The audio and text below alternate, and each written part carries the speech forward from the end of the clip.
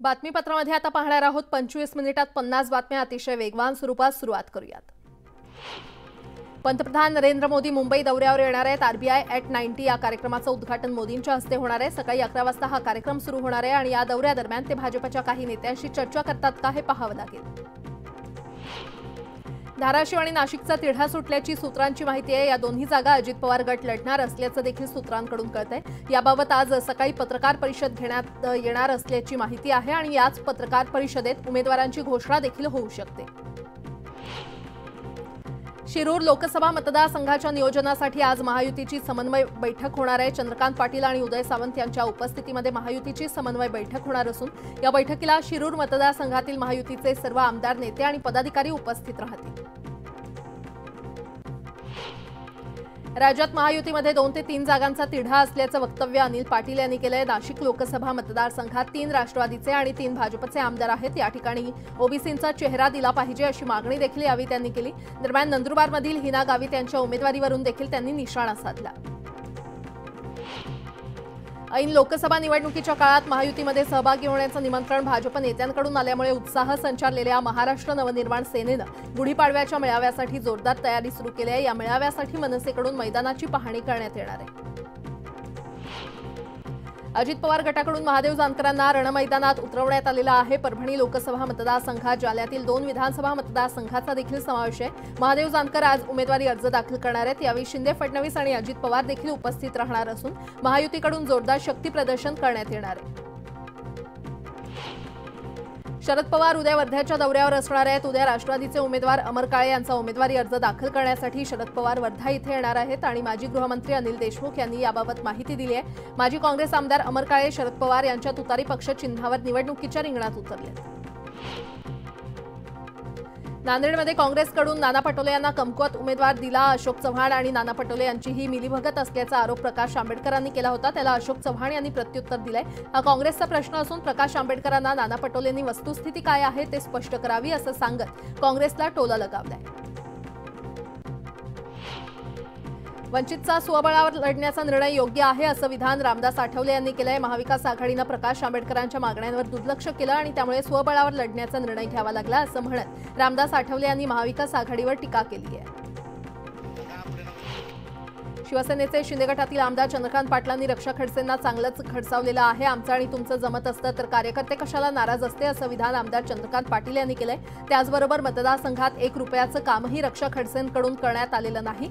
खडसेंसोबत माझा 30 वर्षांपासून वाद आहे असं देखील पाटील यांनी म्हटलंय। त्यामुळे ऐन निवडणुकीच्या तोंडावर वाद उफाळून आलाय। रश्मी बर्वे जात पडताळणी प्रमाणपत्र आणि उमेदवारी अर्ज रद्द प्रकरणात आज हायकोर्टात सुनावणी होणार आहे। रामटेक लोकसभा मतदारसंघातून उमेदवारी अर्ज आणि जात पडताळणी प्रमाणपत्र रद्द झाल्यानं रश्मी बर्वे यांनी हायकोर्टात धाव घेतली होती। त्या प्रकरणात आज सुनावणी घेण्यात येणार आहे। आज सुनावणीमध्ये काय होणार याकडे सगळ्या राज्याचं लक्ष लागलंय। मध्य रेल्वेच्या मुख्य मार्गावरील रेल्वे स्थानकात ठाणे रेल्वे स्थानक सर्वाधिक गर्दीचं स्थानक ठरलेलं आहे। गेल्या वर्षीच्या तुलनेमध्ये ठाणे स्थानकातील प्रवासी गर्दीमध्ये 9% वाढ झाली आहे। मात्र सकाळ आणि संध्याकाळी प्रवास करताना नागरिकांना गर्दीचा सामना करावा लागतोय। उन्हाळी सुट्टीमध्ये प्रवाशांच्या होणाऱ्या गर्दीच्या व्यवस्थापनासाठी पश्चिम रेल्वेनं मुंबई जयपूर, मुंबई अजमेर आणि मुंबई बिकानेर साप्ताहिक विशेष गाड्यांना मुदतवाढ दिली आहे। यामुळे सुट्टीमध्ये फिरायला जाणाऱ्या प्रवाशांसह गावी जाणाऱ्या प्रवाशांना दिलासा मिळणार आहे। आडे उटंबर पुलाची दुरावस्था झाली आहे। त्यामुळे या खाडीवरील पूल कमकुवत बनला होता आणि त्यामुळे गेल्या काही महिन्यांपासून या पुलाचं काम सुरू आहे। दुरुस्तीचं काम अंतिम टप्प्यात आल्यानं लवकरच हा पूल पुन्हा वापरासाठी सुरू होणार आहे।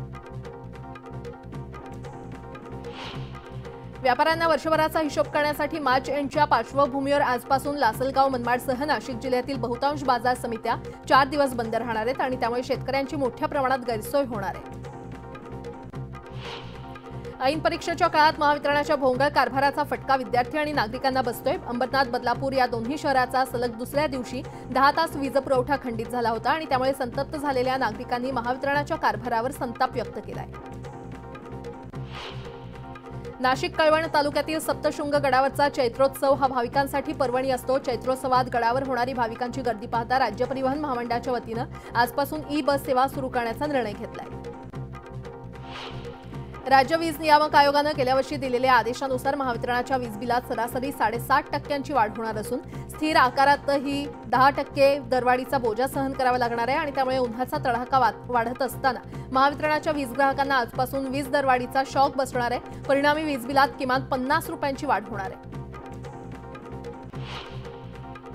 लोकसभा आणि विधानसभा निवडणुकीच्या वर्षात घर खरेदीचा विचार असेल तर जरूर अंमलात आणता येईल, कारण यावर्षी राज्यात रेडी रेकनरच्या दरात वाढ करण्यात आली नाहीये।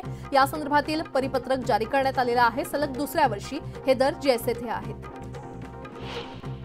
गेल्या 2 महिन्यांप्रमाणेच मार्च महिन्यात देखील मुंबईतील मालमत्तांच्या विक्रीचा आलेख चढताच राहिलाय। मार्च महिन्यामध्ये मुंबईमध्ये एकूण 14,400 मालमत्तांची विक्री झाली आहे। या विक्रीमुळे राज्य सरकारच्या तिजोरीमध्ये 1,143 कोटी रुपयांचा महसूल जमा झालाय। मुंबई किनारी रस्ता प्रकल्प सुरू होऊन 15 दिवस उलटून गेल्यानंतरही या मार्गावरून अद्याप बेस्टची सेवा सुरू झाली नाहीये। बससाठी स्वतंत्र मार्गिका राखीव असतानाही बेस्टनं अद्याप नियोजन केलेलं नसल्यानं सर्वसामान्यांचा या मार्गावरील प्रवास महागडा ठरतोय। मुंबई महानगरपालिकेच्या कर निर्धारण आणि संकलन विभागाकडे 31 मार्च सायंकाळी 6 वाजेपर्यंत 3,122 कोटी रुपयांचा मालमत्ता कर जमा झाला। वर्षाअखेर जास्तीत जास्त कर गोळा करता यावा यासाठी मालमत्ता कर भरण्यासाठी सोयीसुविधा केंद्रांवर मध्यरात्री 12 पर्यंत सुरू ठेवण्यात आलं आणि त्यामुळे कर संकलनात आणखी काही कोटींची वाढ होण्याची अपेक्षा होती। मात्र वर्षाअखेर 4,500 कोटींच्या मालमत्ता कर वसुलीचं लक्ष्य पालिकेला पूर्ण करता आलं नाही। पनवेल महापालिकेच्या मालमत्ता कर विभागानं 2023-24 या आर्थिक वर्षात 360 कोटींची वसुली केली आहे। पालिकेच्या स्थापनेपासून हा मालमत्ता वसुलीचा उच्चांक आकडा राहिलाय। माजी आयुक्त गणेश देशमुख यांच्या मार्गदर्शनाखाली कर विभागानं गेले नियोजनबद्ध पद्धतीनं काम केलंय। मुंबई महानगरात सुरू असलेल्या पायाभूत सुविधांच्या प्रकल्पांमुळे आधीच कर्जबाजारी झालेल्या MMRDAची गेल्या 6 वर्षात अर्थसंकल्पीय तूट 20,800 कोटी रुपये झाली आहे। यामुळे MMRDAच्या तिजोरीमध्ये खडखडाट झालाय।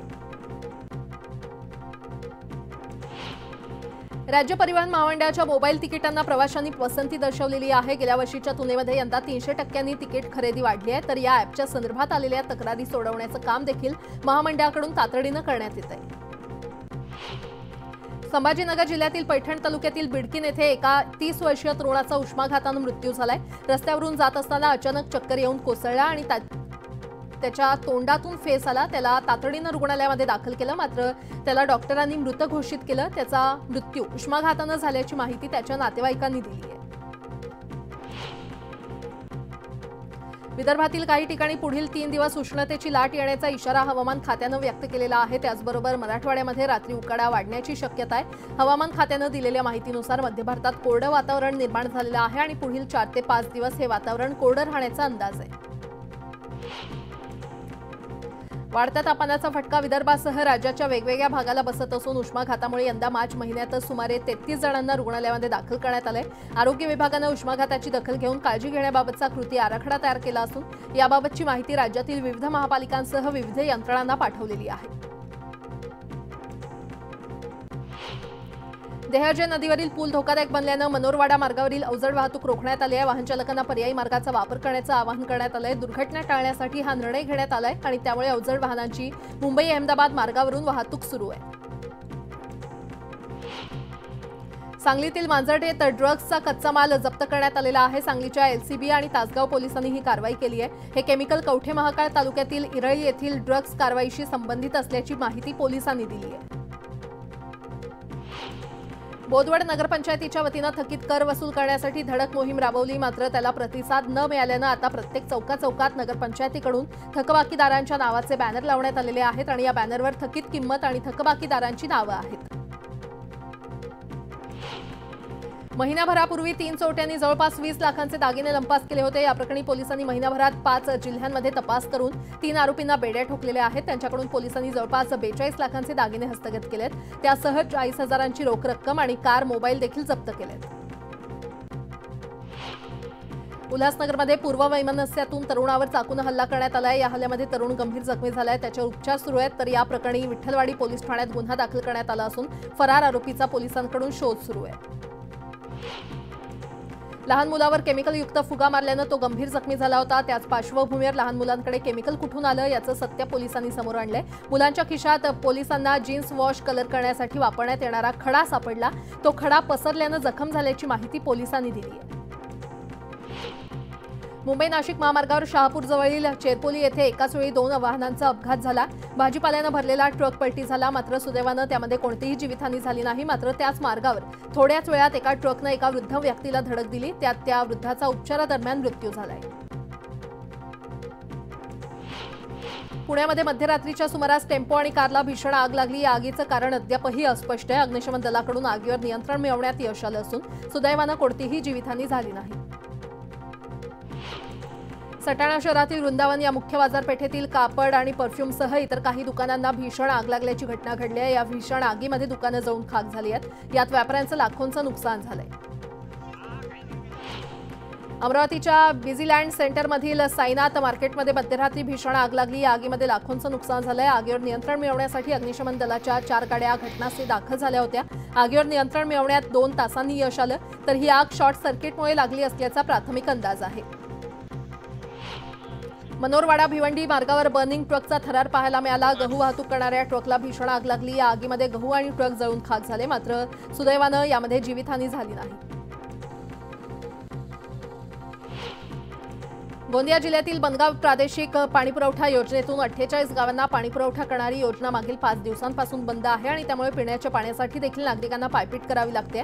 त्यामुळे लवकरात लवकर शुद्ध पिण्याचं पाणी मिळावं अशी मागणी नागरिकांनी केली आहे।